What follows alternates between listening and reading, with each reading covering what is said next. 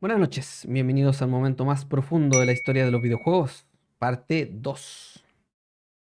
Before we continue, allow me to summarize the main arguments from Part 1. The Patriot AI argues that in the internet age, the flow of information has become far too complex and grandiose. The natural outcome of this overabundance of information is that human beings, on account of their natural fallibility, are unable to separate factual and valuable information from information that is at best incomplete and at worst filled with outright lies. Claro, esto lo vimos en el capítulo pasado, donde generamos tanta cantidad de basura de información que no sabemos diferenciar cuál es cuál. On account of our tribal instincts, our political biases, our emotional fragility, and flawed intellect, we will potentially embrace information that conforms to our worldview best, rather than information that is true. In the era of fake news, this has undoubtedly been demonstrated as fact, as we build up echo chambers that confirm our political leanings and demonize those who express dissent. In Nuestras pequeñas response to the burbujas. inherent truth of this argument, the AIs propose a frightening solution. Create a system that controls human will and consciousness. A system that compromises a human being's quote-unquote free will to come to their own conclusions. Though such a system is repulsive to myself and hopefully many of you, the AIs will demonstrate how human beings might abuse their freedom so much that such a system might be inevitable. Worse yet, they demonstrate how easily a system could be implemented without protest, as the main character Raiden so clearly proves. I'll decide for myself what to believe and what to pass on. But is that even your own idea? Or something Snake told you. That's the proof of your incompetence right there. You lack the qualifications to exercise free will. Oh, qué duro debe ser eso. Darte cuenta que alguien venga y te diga que no tienes las calificaciones para tener la libertad de pensamiento que tú creías que tenías. Imagínate lo duro que debe ser, lo difícil.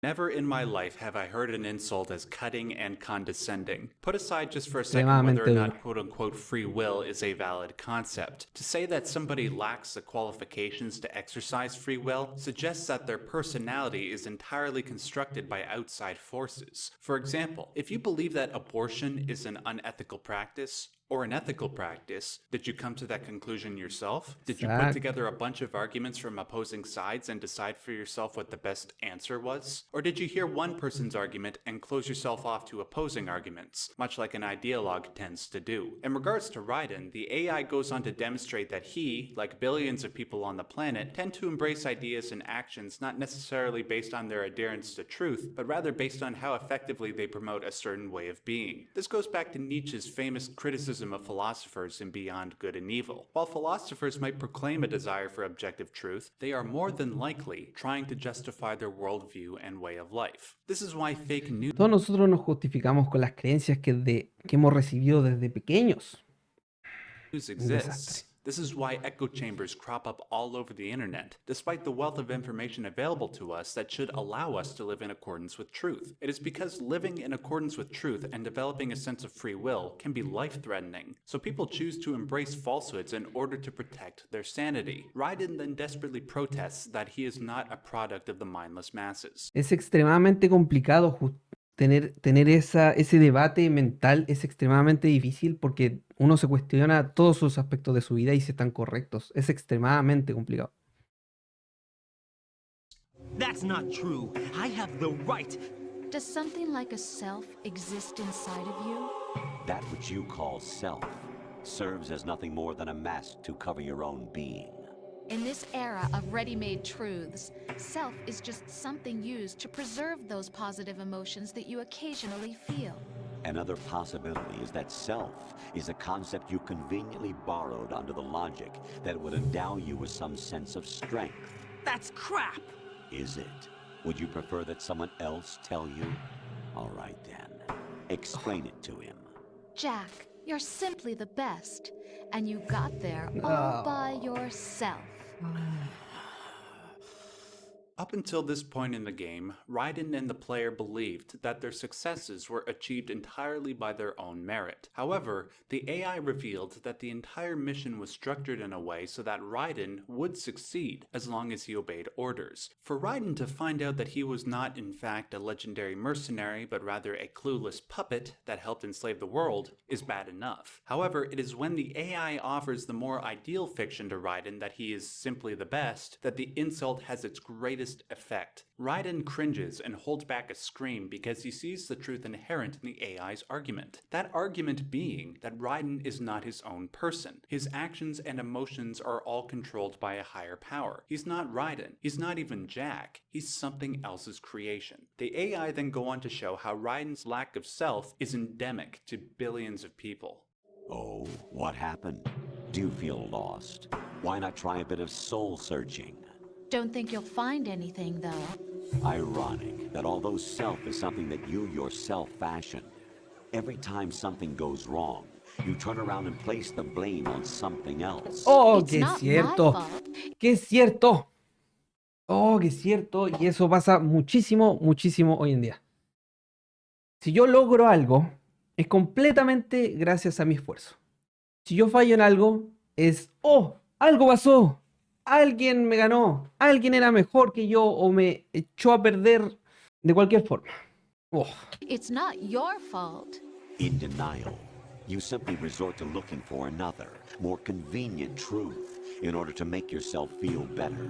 Leaving behind in an instant the so-called truth you once embraced. Once again, the AI demonstrate how people will gravitate to quote-unquote truths, not because they are based entirely on empirical fact, but because they satisfy the instinctual need for structure and stability. For argument's sake, let's imagine somebody who has spent half their life advocating a belief that the Earth was flat, that the government wants people to believe it is round for territorial reasons. Let's say the flat earther is presented conclusive information that proves the Earth is round. If they accept that they were wrong, that would mean they spent over half their life advocating falsehoods and manipulating impressionable minds. What toll would that realization take upon their soul? Te If they don't destruye. accept that they were wrong, they will accept a more convenient truth to protect their emotional persona. Such a truth might be that the evidence presented to them was doctored, and that the person presenting the information is a government shill. This behavior extends not just to conspiracy theorists, but anybody with a political position. This is the reason why millions of people continue to advocate for political systems despite their proven track record of killing millions of people. This is why people still uphold certain superstitious beliefs despite their scientific invalidity. This behavior is not relegated to a few irrational individuals. It's something that everybody does, regardless of their political position. I do it, and you do it.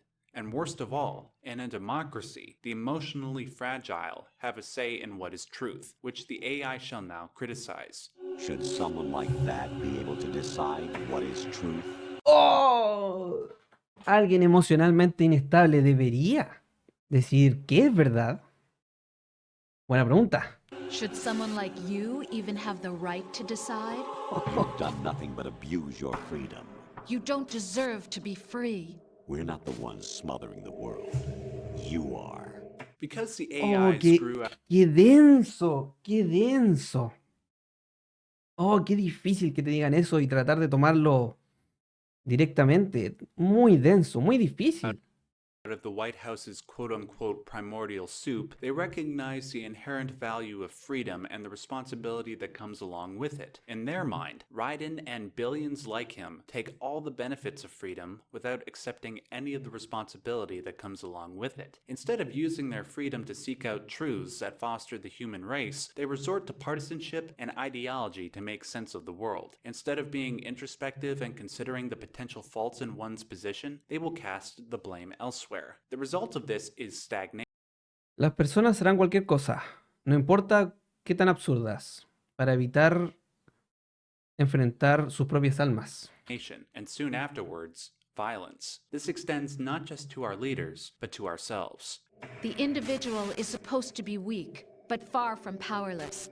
A single person has the potential to ruin the world. Oh, viejo.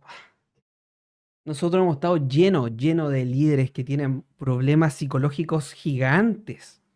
Eso significa que a pesar de que esa persona es débil, tiene totalmente el poder para poder cambiar el mundo.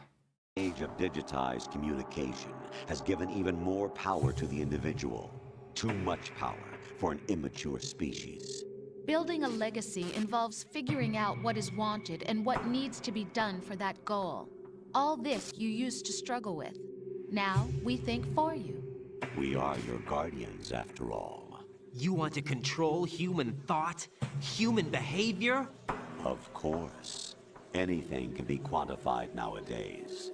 At this juncture, I feel the need to repeat something I said in the first video. I am not for censorship or controlling information whatsoever. I think the ultimate conclusion that the AIs come to is wrong. Even if they were right, I am certainly not giving up the ability to control my own life and make my own decisions. But put aside their conclusion and consider whether or not their arguments are wrong. Do human beings consume fake news and accept it as truth? Do billions of people hold beliefs that are objectively wrong? Can ideologues and fundamentalists negatively influence our societies? If the 20th century is any indication, it only takes one bad idea, and maybe even one bad person, to ruin the world. In the social media age, this...